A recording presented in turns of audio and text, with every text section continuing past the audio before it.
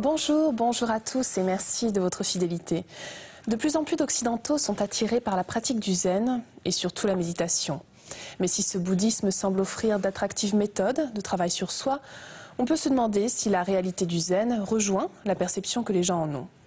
Alors qu'est-ce qu'est vraiment le zen? Est-ce que son message est universel? Qu'est-ce que l'on désigne par zen occidental? Comment le transmettre de manière intelligible sans pour autant le dénaturer? Est-ce qu'il doit être adapté? J'ai le plaisir d'accueillir pour répondre à ces questions Éric Romeluère. Éric Romeluère, bonjour. Bonjour. Alors, vous êtes enseignant dans la tradition du bouddhisme zen. Vous avez été disciple de maître Deshimaru et de maître Tokuda. Vous êtes devenu en 2001 l'un des successeurs du maître zen Gudo Nishijima. Et vous êtes par ailleurs vice-président de l'Université bouddhique européenne. Vous animez également l'association Zen Occidental. Merci beaucoup d'être avec nous aujourd'hui. Merci beaucoup. Alors, d'après vous, Éric Romeluère, pourquoi est-ce que c'est si difficile de parler de bouddhisme zen aujourd'hui? C'est surtout difficile pour ceux qui pratiquent le zen, en tout cas la pratique du bouddhisme zen, car je crois que dans l'esprit du grand public, il y a une identification du zen à une simple tranquillité. Et ça, on voit très bien dans la publicité, etc. C'est cet usage devenu omniprésent, constant de ce petit mot. Alors peut-être justement, il est subtil, beau, oriental. Effectivement, on l'utilise d'une certaine manière qui, je crois, va renvoyer des images. Et ces images, pour moi, sont assez loin du bouddhisme tel qu'on le pratique. Est-ce que le zen n'est pas devenu finalement pour beaucoup synonyme de méthode de bien-être, tout simplement? Est-ce que ça ne correspond pas plutôt à des critères de satisfaction personnelle? Oui, tout à fait. Aujourd'hui, on est dans une société où, je crois, les gens désirent un bien-être, et c'est tout à fait naturel, au sens où notre société nous renvoie aussi des modes de fonctionnement, des avenirs, des futurs qui sont de plus en plus incertains. Et tout le monde recherche, je pense, un certain bien-être.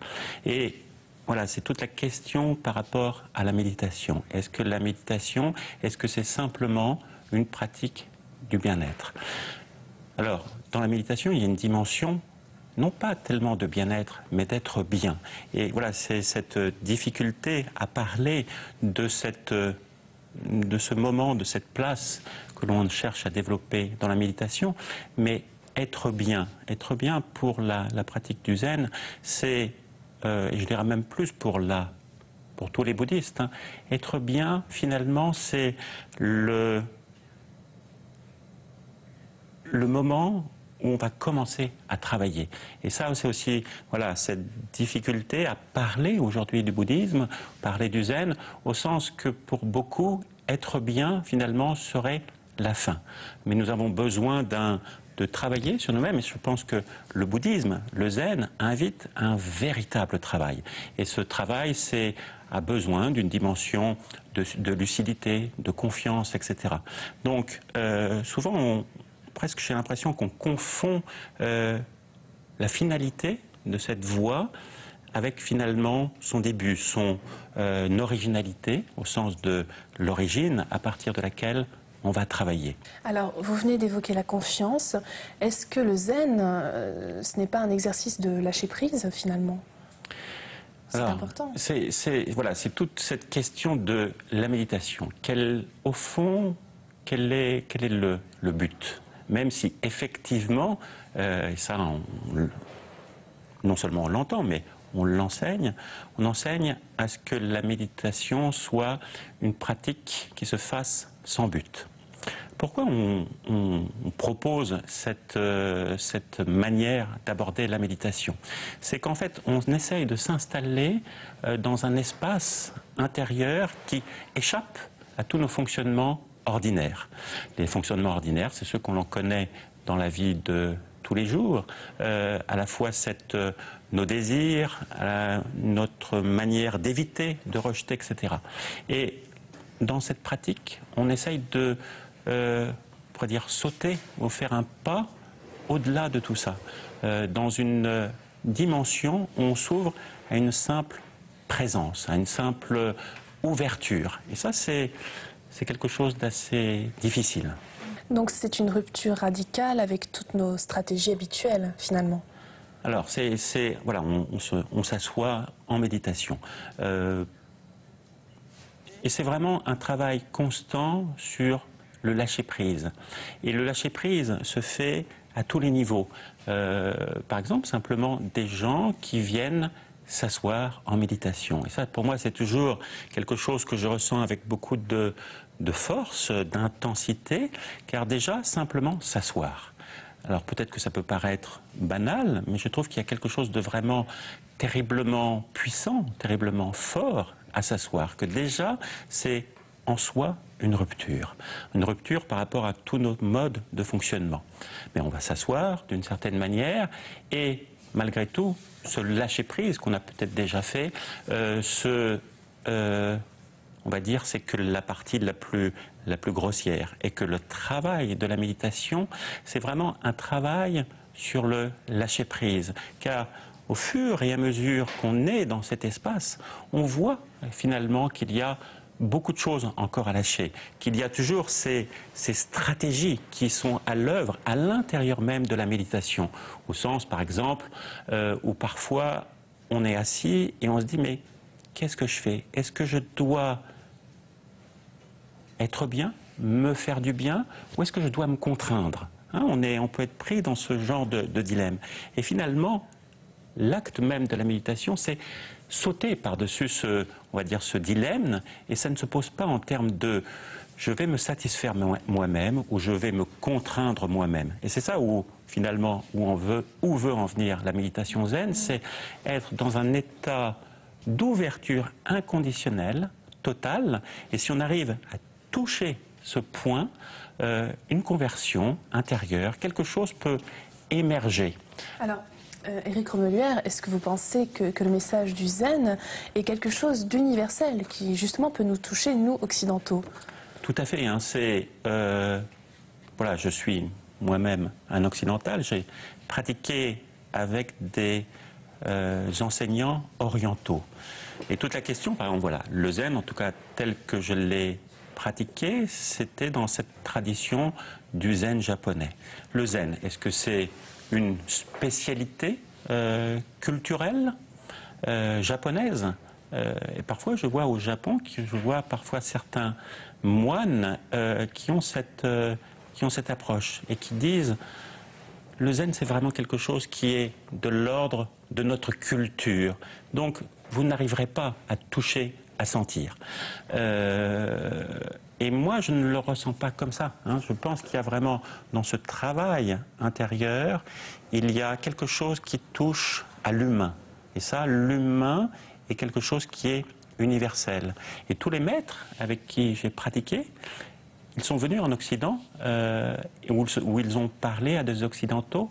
Et pour eux, c'était vraiment cette question, effectivement, de parler, dire, exprimer le zen, au-delà même de leur propre culture, de leur propre apprentissage, tel qu'eux-mêmes l'avaient vécu dans un certain cadre, etc.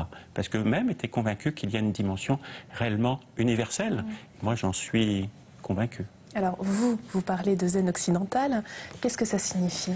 Alors, c'est toute cette question du zen en Occident. Voilà. Comment parler, comment dire, comment faire ressentir cette dimension du zen ou de l'humain, de ce chemin qui essaye d'aborder le soi, son intériorité, à travers un certain parcours. Par exemple, dans les enseignements que je peux donner, il y a peu, on pourrait dire, d'environnement ritualisé tel qu'on peut le voir au Japon.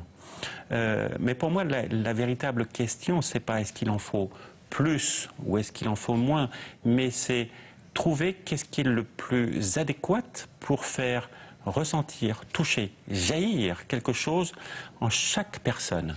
Par exemple, moi je suis très sensible à l'approche de Chogyam Trungpa, qui était cet enseignant tibétain, qui a proposé des innovations dans sa manière de parler, de présenter. Alors certains peuvent être interrogatif ou même en désaccord, mais je crois qu'il y a, on ne peut qu'être touché par, voilà, c'était un oriental, et c'est ça qui est, on pourrait dire, formidable, qui était tellement sensible à l'Occident avec sa manière de parler, qu'il disait, il faut dire autrement. Il faut présenter autrement. Donc chercher une fidélité, une manière d'être qui ne dénature pas le dharma et qui en même temps peut toucher chaque personne. Par exemple, voilà, dans le bouddhisme, on a je trouve que c'est un beau terme qui est le terme d'upaya. L'upaya qui veut dire en sanskrit l'habileté. Et on propose, les enseignants proposent de travailler sur l'habileté, cette manière de pouvoir parler à tout à chacun. Pour moi, pour vous donner une métaphore, je dirais que l'upaya, ça serait comme, voilà, imaginez que vous êtes dans la rue, que vous voyez une personne âgée, qu'elle a du mal à marcher. Voilà, vous allez l'aider, vous lui tenez la main. Alors vous ne lui tenez pas la main n'importe comment, c'est-à-dire vous ne serrez pas trop fort, bien entendu, et en même temps vous n'êtes pas mou. Vous lui tenez avec une réelle fermeté à partir de laquelle cette personne peut s'appuyer. Et vous adaptez à son pas. Elle marche lentement, vous marchez lentement. Qu'est-ce que vous faites dans ce cas-là? Simplement, vous créez un espace de confiance, vous créez un espace dans lequel cette personne peut éprouver, elle continue d'éprouver ses limites, mais ces limites, elle ne va plus les ressentir comme un obstacle insurmontable. Et malgré les obstacles physiques, elle peut marcher. Et ça, je crois que pour moi, l'enseignement bouddhiste, c'est cela. Trouver ces espaces à partir duquel on peut parler. Et aujourd'hui, voilà, on est en Occident dans certains espaces, le futur, les modes de la modernité. Comment enseigner? Alors justement, est-ce que la meilleure façon d'enseigner, finalement, ce n'est pas de cœur à cœur? Et c'est là-dessus qu'on pourrait finir l'émission. C'est vraiment ce qu'il y a de plus important. Alors, oui, il y a toute cette dimension de l'enseignement où effectivement, c'est vraiment un travail sur le cœur. Où, par exemple, aujourd'hui, lorsqu'on parle de bouddhisme, souvent on essaye d'éviter la question du rapport maître-disciple. Parce qu'on dit, oh, mais qu'est-ce que c'est que ce genre de choses qui nous est proposé? Parce que justement, c'est assez loin de nos modes de fonctionnement. Mais ça, je crois que c'est quelque chose sur lequel, en termes d'adaptation, on doit être, on va dire, fidèle à cette tradition du bouddhisme où on a besoin d'être dans le rapport, par exemple, du maître et du disciple. Merci beaucoup, Éric Romuluère, d'avoir été avec nous aujourd'hui. Et si vous souhaitez en savoir plus sur ce thème, voici quelques ouvrages que nous vous conseillons. Tout d'abord, de notre invité, Les Bouddhas naissent dans le feu, aux éditions du Seuil, une belle invitation à mieux comprendre le bouddhisme zen. Le retour du voyage en Orient, de Bruno Etienne et Suzuki Masaaki, aux éditions Entrelacs, un essai intéressant en forme de dialogue franco-japonais qui nous montre la difficulté d'une relation entre deux êtres humains qui n'appartiennent pas à la même culture. Et enfin, Les enseignements d'un maître zen, de Dokusho Vilaba, aux éditions du Rocher, un ouvrage simple et abordable sur les enseignements fondamentaux du zen. C'est la fin de notre émission. Vous pouvez la retrouver sur le site internet de France 2 en cliquant sur la rubrique Programme et Chemin de la foi. Merci à tous de nous avoir suivis. Je vous souhaite une excellente journée et une belle semaine. On se retrouve dimanche prochain.